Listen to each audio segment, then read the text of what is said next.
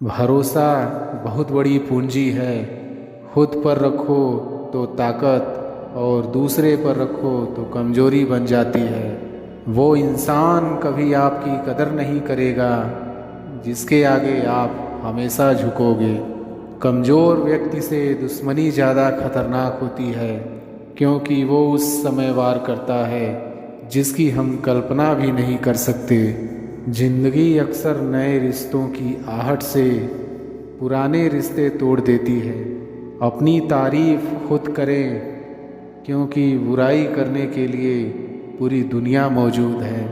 क्रोध एक ऐसा तेजाब है जो जिस चीज़ पर डाला जाता है उससे ज़्यादा उस पात्र को नुकसान पहुंचाता है जिसमें वो रखा है। खुद की प्रगति में इतना वक्त लगा दो, किसी और की निंदा करने का वक्त ही ना बचे। क्रोधित रहना जलते हुए कोयले को किसी दूसरे व्यक्ति पर फेंकने की इच्छा से पकड़े रहने के समान है।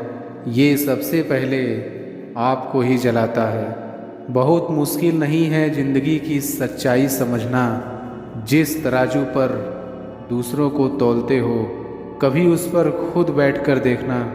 इंसान की चाहत है कि उड़ने को पर मिले, और परिंदे सोचते हैं कि रहने को घर मिले। जब तक आप खुद पर विश्वास नहीं करते, तब तक आप ऊपर वाले पर भी विश्वास नहीं कर सकते। जलो वहाँ जहाँ ज़रूरत हो। उजालों में चिरागों के मायने नहीं होते। किसी को हरा देना बेहद आसान है, लेकिन किसी को जीतना बेहद मुश्किल। ज़रूरत से ज़्यादा अच्छे बनोगे तो ज़रूरत से ज़्यादा इस्तेमाल किए जाओगे। संसार में शरीफ बनने से काम नहीं चलता। जितना दबो लोग उतना ही दबाते हैं। जिम्मेदारियां इंसान को वक्त से पहले बड़ा बना देती है। समय वो है जिसे हम सबसे ज़्यादा चाहते हैं, पर जिसे हम सबसे गलत तरीके से उपयोग करते हैं। त्याग के बिना कुछ भी पाना संभव नहीं, क्योंकि एक सांस लेने के लिए भी पहली सांस छोड़नी पड़ती है। गलतियां जीवन का एक हिस्सा है, पर इन्हें स्वीकार करने का साहस बहुत कम लोगों में होता है। किसी की तारीफ करने के लिए जिगर चाहिए। बुराई तो बिना हुनर के किसी की भी की जा सकती है। एक पिता ने क्या खूब कहा कि मुझे इतनी फुर्सत कहाँ कि मैं तकदीर का लिखा देखूं। बस मेरी बेटी की मुस्कुराहट देखकर समझ जाता हूँ कि मेरी तकदीर बुलंद है। काम पड़ सकता है, आधे रिश्ते तो लोग इसी वजह से निभा रहे हैं। जीवन में सपनों के लिए भी अपनों से दूर मत होना, क्योंकि अपनों के बिना जीवन में सपनों का कोई मोल नहीं। सोचो तो आप बिल्कुल अकेले हो, ठीक से सोचो तो यही सत्य है। पतझड़ में सिर्फ पत्ते गिरते हैं, नज़रों से गिरने का कोई मौसम नहीं होता। जब किसी को किसी से रिश्ता ख़त्म करना होता है, तब सबसे पहले वो अपनी जुबान की मिठास ख़त्म कर देता है। आँखों में नींद बहुत है, पर सोना नहीं है। यही समय है कुछ करने का मेरे दोस्त, इसे खोना नहीं है। जो प्राप्त है वही पर्याप्त है। इन दो शब्दों में सुख बेहिसाब है।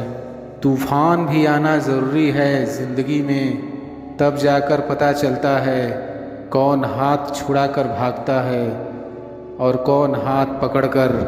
दिल लगाने से अच्छा है पौधे लगाएं। वो घाव नहीं देंगे, कम से कम छाँव तो देंगे। जिसे खुद की गलती नज़र नहीं आती, उस इंसान से दूरी बना लेना ही बेहतर होता है। इंसान की समझ बस इतनी है, जब उसे जानवर कहा जाए तो वो नाराज़ हो जाता है, जब उसे शेर कहा जाए तो खुश हो जाता है। जो सबकी घड़ी में बज रहा है वो सबके हिस्से का समय नहीं है। कभी किसी की बुराई मत करो, बुराई तुम में भी है और जुबान दूसरों के पास भी है। ज्ञान स्वयं में एक वर्तमान है, इंसान तो केवल उसका आविष्कार करता है। कभी किसी चीज़ का घमंड आ जाए तो शमशान का एक चक्कर लगा आना। तुमसे बेहतरीन लोग वहाँ राख बने पड़े हैं। जब तक जीना तब तक सीखना। अनुभव ही जगत में सर्वश्रेष्ठ शिक्षक है। कष्ट और क्षति सहने के पश्चात मनुष्य अधिक विनम्र और ज्ञानी हो जाता है। झूठे व्यक्ति की ऊंची आवाज़ सच्चे व्यक्ति को चुप करा देती है, परंतु सच्चे व्यक्ति का मौन झूठे इंसान की जड़ें हिला देता है। जो हो चुका उसकी परवाह करना बंद करो।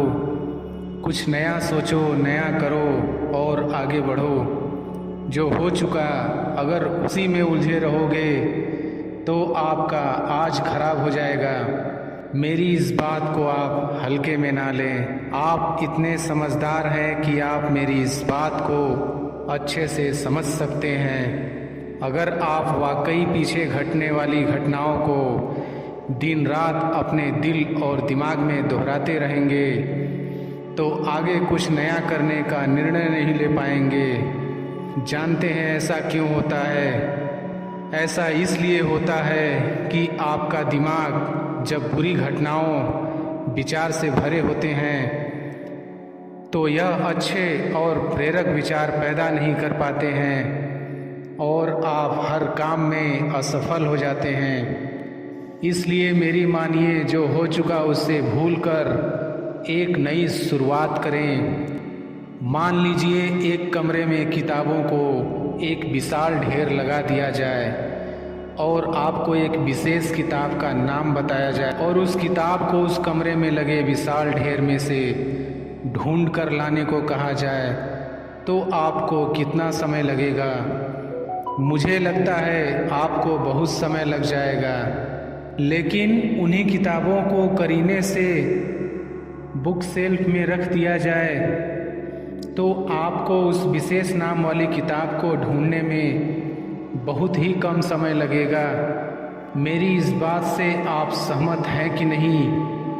मुझे लगता है आप सहमत हैं। जिस तरह से किताबों की ढेर से कमरा भरा है, ठीक उसी तरह से हमारा दिमाग विचारों के ढेर से भरा हुआ है। जब हम निराश और दुखी होते हैं तो सही विचार और सही फैसले को सामने लाने में हमारा दिमाग असफल हो जाता है और हमें उस निराशा और दुख से बाहर आने में बहुत समय लग जाता है और इस तरह समय की बर्बादी से हम हमेशा पीछे ही रह जाते हैं। अगर आप अपने विचारों के ढेर को करीने से बुक सेल्फ की तरह दिमाग में रखें तो किसी भी परेशानी में हमारा दिमाग सही विचार और फैसले सही समय पर हमारे सामने लाकर रख देगा। ऐसा करने का सिर्फ एक तरीका है, बस आप हर सुबह मेडिटेशन करना शुरू करो, क्योंकि मेडिटेशन में वह पावर है जो आपको अंदर से कुछ कर गुजरने की ताकत देती है, आपके दिमाग में चलने वाले उथल पुथल को शांत करती है और सही रास्ता दिखाती है और सही निर्णय लेने की क्षमता पैदा करती है। आपको जागना होगा और इस भ्रम को मिटाना होगा कि तुम कमज़ोर हो, तुम कभी न मरने वाला आत्मा हो।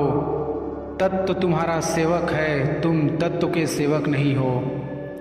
यदि आपकी परिस्थितियों पर अच्छी पकड़ है तो जहर उगलने वाला भी आपका कुछ नहीं बिगाड़ सकता। शिक्षा क्या है? क्या यह किताबों से मिलने वाली विद्या है? नहीं। क्या यह नाना प्रकार का ज्ञान है? नहीं, यह भी नहीं। जिस संयम के द्वारा इच्छा शक्ति का प्रवाह और विकास वश में लाया जाता है और वह फलदायक होता है, वह शिक्षा कहलाती है। अगर आप अपने जीवन और सफलता की डोर किसी और की उम्मीद पर छोड़ दिए हैं तो यह जीवन की सबसे बड़ी भूल है। भगवान ने आपको अपनी बुद्धि और विवेक दिए हैं ताकि आप खुद पर भरोसा रखकर आगे बढ़ें और सफलता हासिल करें। अगर आप खुद पर और अपनी योग्यता पर विश्वास रखते हैं तो आज नहीं तो कल आपको सफलता ज़रूर मिलेगी।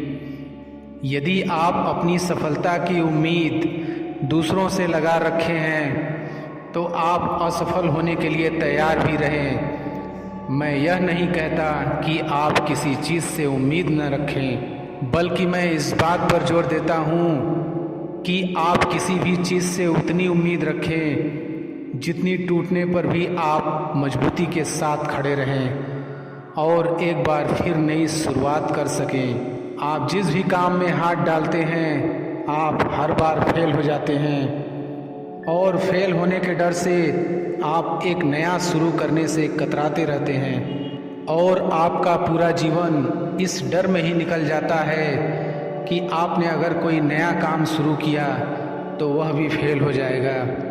मैं आपको विश्वास दिलाना चाहूँगा कि आप हार मानने के बजाय हर काम को सही तरह से करने का निर्णय लें और तब तक करते रहें जब तक आपकी सांसें चलती रहे। अगर आप इस तरह का निर्णय ले लेते हैं तो आप हारने के बाद भी एक विजेता कहलाते हैं। वह विजेता जो कभी हार नहीं माना, पूरा जीवन जीतने में लगा दिया। यदि आप हार के बाद इस डर से शुरुआत नहीं करते हैं कि आप एक बार फिर हार जाएंगे, तो आप यह मान लीजिए कि आप जिंदा होते हुए भी एक मरे हुए आदमी के समान हैं, जिससे एक नई शुरुआत की उम्मीद नहीं की जा सकती। यदि आप मेरी बात से सहमत हैं तो आप किसी काम में बार बार फेल होने से डरे न, बल्कि हर बार उस काम को सही तरह से करने की योजना बनाएं। फिर देखिए आपको हर काम में सफलता मिलेगी। अगर आप चाहते हैं कि आपका हृदय पवित्र हो और उसमें भगवान का वास हो, तो आपको बस यह करना है कि आप दूसरों की मदद करें, किसी की निंदा ना करें। अगर आप किसी की मदद के लिए हाथ बढ़ा सकते हैं तो ज़रूर बढ़ाएं। अगर नहीं बढ़ा सकते तो अपने हाथ जोड़िए, अपने भाइयों को आशीर्वाद दीजिए और उन्हें उनके मार्ग पर जाने दीजिए। क्या आप गलती हो जाने पर खुद को कोसते हैं? यदि हाँ, तो बहुत बड़ी गलती कर रहे हैं। इस गलती का परिणाम यह है कि आपका पूरा जीवन बर्बाद हो जाएगा। वो कैसे? तो मैं आपको बताना चाहूँगा कि गलती करना इंसानी फितरत होती है। जो कभी गलती नहीं करता वो कभी कुछ नहीं सीखता। इसलिए आप गलती होने पर खुद को कोसने के बजाय आप अपनी गलती से सीख लेकर अपने जीवन को एक नई दिशा देने का प्रयास करें। आपका जीवन नए नए अनुभव के साथ आगे बढ़ेगा और आप जीवन के हर क्षेत्र में सफल होंगे। हम इतने नासमझ हो जाते हैं कि हम ऐसी ऐसी चीज़ों पर अपना समय और ऊर्जा बर्बाद करने लगते हैं जिस पर हमारा कोई हक नहीं होता है और हमारी नियंत्रण से बाहर होता है। अब आप सोचिए, यदि इसी तरह से फिजूल चीज़ों पर अपना समय और ऊर्जा बर्बाद करेंगे तो क्या आप सफल हो पाएंगे? नहीं ना। इसलिए आज आप यह संकल्प लें कि आप उन चीज़ों पर अपना समय और ऊर्जा बर्बाद नहीं करेंगे जो आपके हक में ना हो और आपके नियंत्रण से बाहर हो। आप अपना समय और ऊर्जा उस चीज़ को करने में लगाएं जो आपको आपके लक्ष्य तक पहुंचने में मदद करे। इस धरती पर राय और बुद्धि देने वालों की कमी नहीं है। आपको कदम कदम पर सिखाने वाले मिल जाएंगे, पर मेरी इस बात को याद रखना, वे जब भी आपको कोई राय देंगे तो ऐसा नहीं कि उनकी राय सही हो, इसलिए आप उनकी सुने, पर करें वही जो आपका मन कहे, वरना बाद में आपको इसी बात का पछतावा होगा कि काश मैंने अपने मन की सुनी होती। तो ऐसा नहीं होता। मैं यह नहीं कहता कि आप किसी की न सुने।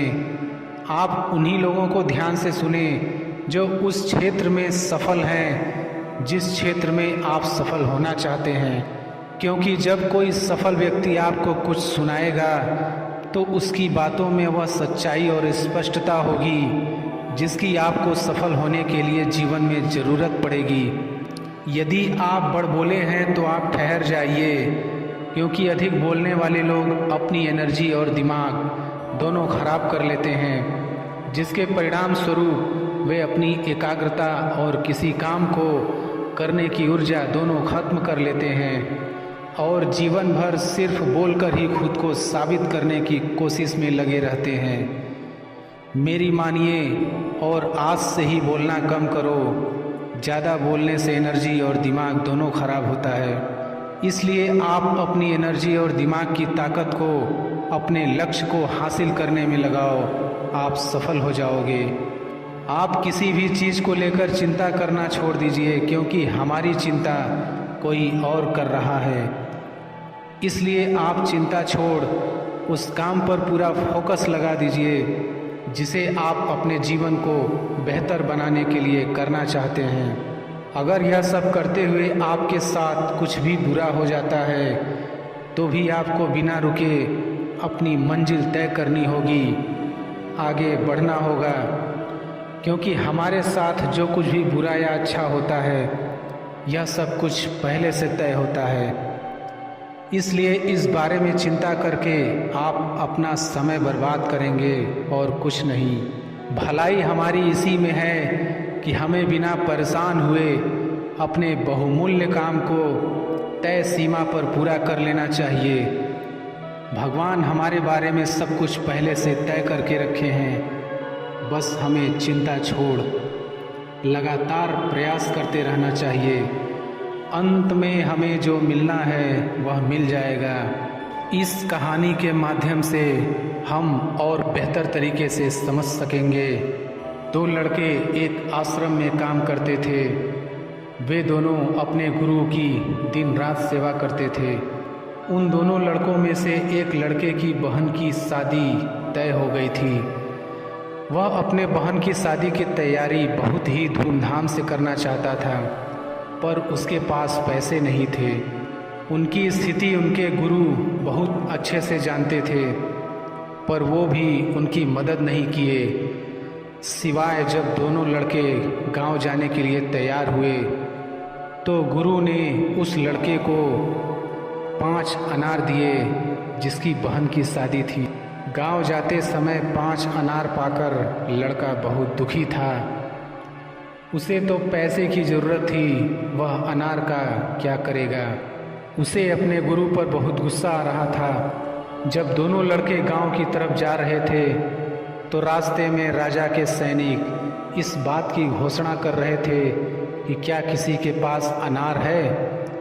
राजा को इसकी बहुत ज़रूरत है। हमने बहुत प्रयास किया पर हमें इस क्षेत्र में कहीं भी अनार नहीं मिला। राजा की बेटी बहुत बीमार है, उसे दवा के लिए अनार की ज़रूरत है। दोनों लड़कों ने सोचा हमें अनार की कोई ज़रूरत नहीं है, ये अनार हम राजा को दे देंगे और उनकी बेटी का अच्छा इलाज हो जाएगा। दोनों लड़कों ने अनार होने की बात सैनिक को बताई। सैनिक उन दोनों लड़कों को लेकर राजमहल पहुँचे और लड़कों ने अनार राजा को सौंप दिया। राजा ने उन्हें इसके लिए बहुत सारा इनाम दिया, पैसा, जेवरात और भी बहुत कुछ। उस लड़के की बहन की शादी बहुत धूमधाम से हो गई। अब उस लड़के को इस बात पर बहुत अफसोस हो रहा था कि वह बिना सोचे समझे अपने गुरु को कोस रहा था और उन्हें भला बुरा कह रहा था। मुझे आशा है कि आपको यह कहानी अच्छे से समझ में आ गई होगी। हमें कभी चिंता नहीं करनी चाहिए, हमारी चिंता कोई और कर रहा है। आपकी सोच जिस तरह की होगी आपकी ज़िंदगी ठीक उसी तरह से चल रही होगी। इसके लिए किसी और को दोष देने से अच्छा है कि आप अपनी सोच को दोष दीजिए और उसे बदलने के लिए कदम आगे बढ़ाइए। जब तक आप